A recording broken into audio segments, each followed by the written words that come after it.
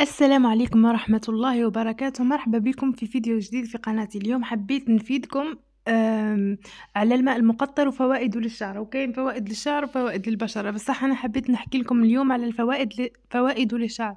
والله عنده فوائد بزاف بزاف بزاف، ما نقدرش نجمعها في فيديو واحد، لكن راح نقول لكم اهم الفوائد. هذا الماء المقطر والله العظيم انا اكتشفته وحدي، ما شفتوش من كنت صغيره. كنت نروح ناخذ شويه ماء مقطر، انا ما كنتش نحب من الناس اللي تحب تحط سيروم او زيت او اي دهن يعني للشعر باش نسرحه بشكل يومي من غير ما نعمل له شوار.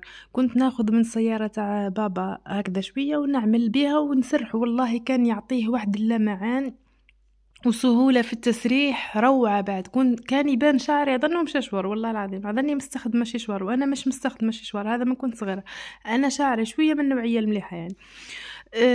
نقول لكم قد ما نقول لكم فوائده ما نقدرش، يعني يعطيك لمعان للشعر. هكذا كي تعودي تسرحي بيه تحسي شعرك يتسرح وحده يعني. ينقص تقصف، ينقص تهيج، يساعد على تكثيف الشعر، راهو عنده فوائد كثيرة هذا الماء المقطر. اللهم ذكرني والله نسيت والله راح نقول لكم فوائد كبيرة ليه ونسيت والله العظيم. ينحى التقصف هذاك تاع الشعر، كي تكون شعره متقصفة ينحى ديك المعادن والكلور، يعني ينظف الشعر، ينظفه، يحافظ على الرطوبة تاع الشعر، يحافظ على الزيت هذاك اللي في الشعر، الزيت الطبيعي اللي في الشعر. انا ناخذ دائما، وعنده فوائد بزاف. ادخلوا لجوجل تشوفوا فوائد الماء المقطر.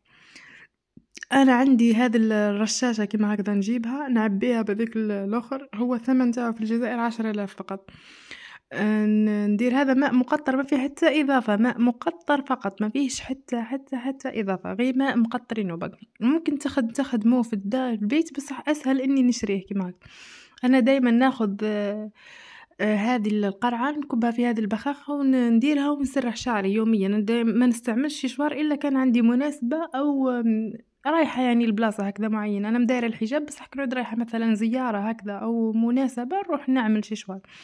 بصح بشكل يومي نحب نستعمل هذا ونسرح شعري عادي، والله يعطيه لمعان يبان كأنه مسشور يعني.